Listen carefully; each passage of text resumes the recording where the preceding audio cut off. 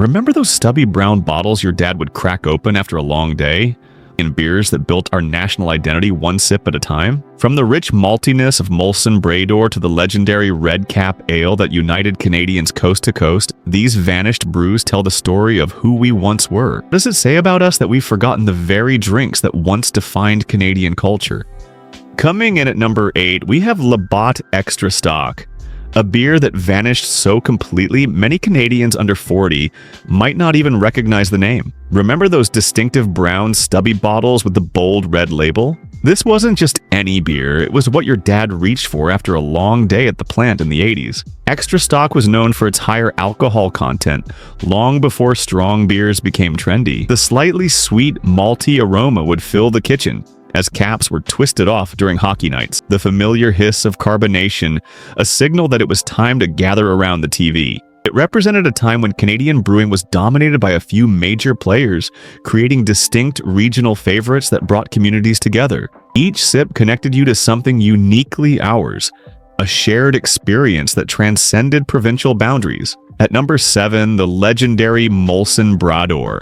That rich amber beer marketed as Quebec's best-kept secret before disappearing from shelves nationwide.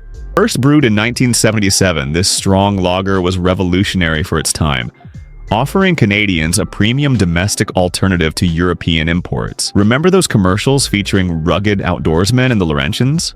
The deep amber liquid caught the light just right in those thick, slightly tapered glasses that seemed to be in every Canadian home through the 80s. Brador wasn't just a beer, it was part of Canada's quest to define itself through distinctly national products during a period of intense cultural nationalism. It arrived at exactly the moment when Canada was actively searching for symbols to unite us, when the maple leaf flag was still relatively new and Canadian content regulations were reshaping our airwaves to sound more like us. The number 6 spot belongs to O'Keefe Extra Old Stock, affectionately known simply as OV across Ontario and beyond. Originating in 1870, this was the workingmen's beer for nearly a century before fading away after Molson's acquisition of O'Keefe in the 1990s.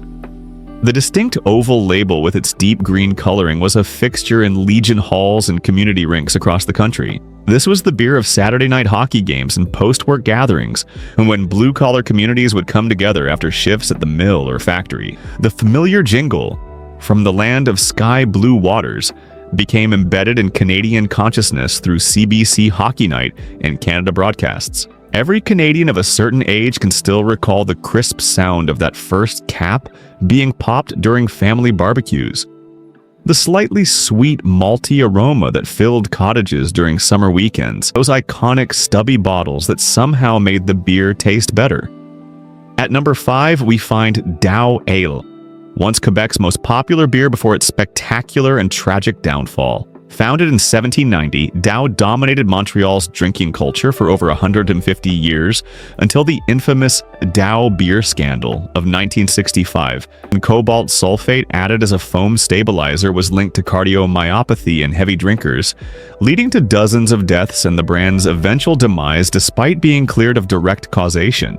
This was the beer of Montreal's vibrant nightlife in the post-war boom, the soundtrack to smoky taverns where Leonard Cohen might be performing in a corner, the beverage of choice for workers pouring out of factories in the plateau. The distinctive red and gold packaging became synonymous with Quebec identity itself. Those who remember it still talk about its unique dry finish and how it paired perfectly with tourtière during holidays, creating a sensory experience that tied families together across generations. Dow's story isn't just about a beer. It's about how quickly something essential to a culture's identity can disappear, leaving only fading memories and vintage signs collecting dust in antique shops.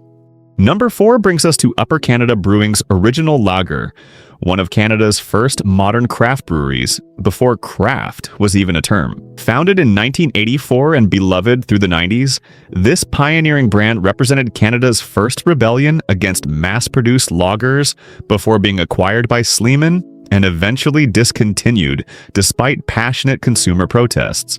This beer disappeared during a pivotal moment in Canadian drinking culture, when the corner pub was giving way to modern gastropubs, when smoking bans were transforming social spaces across the country. For many Gen Xers, Upper Canada was the first premium beer they splurged on after getting their first real job. The distinctive tall amber bottles were fixtures at cottages across Ontario, the empties stacked on docks as badges of a weekend well spent. Many Canadians remember their fathers transitioning from mass brands to this more flavorful option. A small but significant cultural shift in how we defined quality and community. The beer had a distinctive hop aroma that set it apart from the major brands. Slightly floral with a crisp bitterness that felt sophisticated to palates raised on mainstream lagers. When you ordered an Upper Canada at a bar in the late 80s, it made a statement about who you were. Someone who cared about taste, who was willing to pay a bit more for something better, who perhaps had traveled enough to know there was more to beer than what dominated Canadian taps. Its legacy lives on in every craft brewery in Canada today, though few remember this trailblazer that helped Canadians reimagine what beer could be. When it disappeared, something more than a beverage was lost, a tangible connection to a moment when Canadian tastes were evolving, when we began to value the local and authentic over the mass-produced. Claiming our number 3 spot is Laurentide Ale, the unofficial beer of rural Quebec for generations. Named after the Laurentian Mountains, this pale ale was marketed exclusively in Quebec from the 1950s until it disappeared in the early 2000s during industry consolidation. For nearly 50 years, this was the beer that fueled Saint-Jean-Baptiste celebrations and Sugar Shack gatherings across the province. The distinctive aroma of Laurentide, slightly fruity with hints of grain and subtle spice, became intertwined with the smell of wood smoke and maple syrup during Cabane à Sucre season, creating sensory memories passed down through families. Its creamy head and amber color were as familiar as the provincial flag to Quebecers, who came of age in the latter half of the 20th century. The brand's vintage advertisements featuring idyllic rural scenes and cheerful habitants reinforced its connection to Quebec's cultural heritage and collective identity during the Quiet Revolution and beyond. The loss of Laurentide wasn't just about a beer disappearing. It represented the homogenization of regional Canadian identities in the globalization era. This was your grandfather's beer, the one he'd insist had character, unlike the water sold today. The distinctive blue label with its mountain imagery evoked a simpler time when local products dominated local markets. Children would recognize the logo from afar in dépanneurs, knowing it was what Papa would want brought home for dinner. The beer's clean finish were the background notes to stories told around cabin fireplaces, to family reunions where 3 generations would share the same brand, creating continuity in rapidly changing times. There's something particularly poignant about losing a beer that was so deliberately tied to place, a beer that proudly limited its market to maintain its cultural significance within Quebec. With each passing year, fewer Quebecers can recall the taste that once defined provincial gatherings, the beer that was present at countless first dates, weddings, and funerals throughout the region. Nearly at the top, our number 2 entry is the nearly forgotten Molson Porter, a dark, rich beer that was once a staple in Canadian households from the 1950s through the 1970s, before changing tastes and marketing priorities relegated it to history. This robust porter represented a different Canada, one where hearty beers were considered nutritious, even medicinal, often recommended for nursing mothers and convalescents. The deep mahogany liquid topped with a creamy tan head was a common sight during winter evenings, served in sturdy glass mugs that showcased its beautiful color. The rich aroma of coffee, chocolate, and subtle smokiness would fill rooms as bottles were opened. A sensory experience that marked special occasions and everyday moments alike for decades of Canadian life. The deep chocolate notes and subtle sweetness made Molson Porter the preferred accompaniment to Canada's long, dark winters for generations. This was the beer your grandmother might keep in the cellar for special occasions, the one that would appear at important family gatherings. Its gradual disappearance paralleled Canada's shift away from British drinking traditions toward lighter American styles, a small but telling example of our evolving cultural identity. When porter styles resurged in the craft movement decades later, few Canadians remembered that we once had our own national version that was the envy of American visitors. The thick, slightly viscous mouthfeel and warming alcohol content made it perfect for those prairie winters where temperatures plunged far below freezing. Fathers would pour small amounts into their children's glasses during holiday meals. A taste of adulthood, a family tradition that created anticipation for growing up Canadian. Now, those traditions are lost to time, replaced by other rituals with different beverages. The distinctive character of Molson Porter existing only in the fading memories of our eldest citizens. And finally, our #1 vanished Canadian beer, Carling Red Cap Ale, perhaps the most iconic Canadian beer to completely disappear from our collective memory. First brewed in London, Ontario in 1926, Red Cap dominated the national beer landscape from the 1940s through the 1960s before slowly fading away. Officially discontinued in the early 1990s, despite once being Canada's best-selling ale. This wasn't just a beer. It was a cultural institution that represented Canada's post-war optimism and prosperity. The distinctive red bottle cap became so iconic that merely saying, "I'll have a red cap," was understood in any tavern from Victoria to St. John's.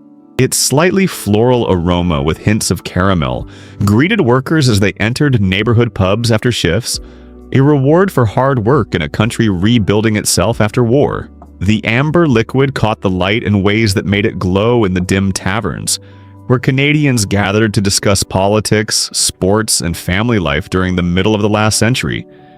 It sponsored everything from the Maple Leafs to the early CBC television programs that helped forge our national identity. The slightly nutty caramel-forward ale was the taste of victory celebrations after World War II. The beer of choice as Canadians gathered around radios to hear the Summit Series, the drink raised in countless toasts at weddings across the country.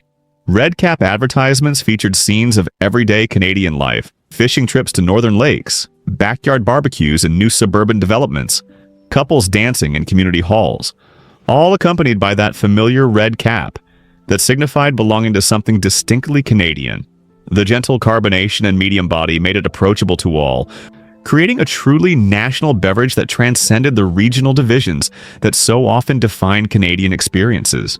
What these 8 vanished beers reveal isn't just a history of brewing, it's a history of Canada itself, of how we've gathered, celebrated, and connected across vast distances and diverse communities.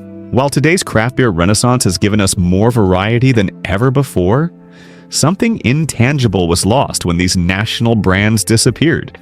A shared experience that transcended region, class, and generation. The physical spaces where these beers were enjoyed have transformed too. Smoky taverns replaced by gastropubs, working-class bars converted to condominiums, Legion halls closing due to declining membership. Each lost beer marks a chapter in our collective story, moments in time when certain flavors united us in ways both subtle and profound. These weren't just beverages, they were liquid cultural touchstones that helped define what it meant to be Canadian during the century when we were figuring that out for ourselves. They marked milestones, fueled celebrations, and comforted during times of hardship. The hands that reached for these bottles built our railways and highways, raised our cities, and shaped the modern nation we inhabit today. So next time you crack open a modern craft brew, perhaps raise a silent toast to these forgotten giants whose legacy flows through every beer made on Canadian soil today. The vanished beers that once defined us, whose ghosts linger in vintage advertisements, and the distant memories of our elders, reminding us of a time when a shared national drink was part of what made us Canadians.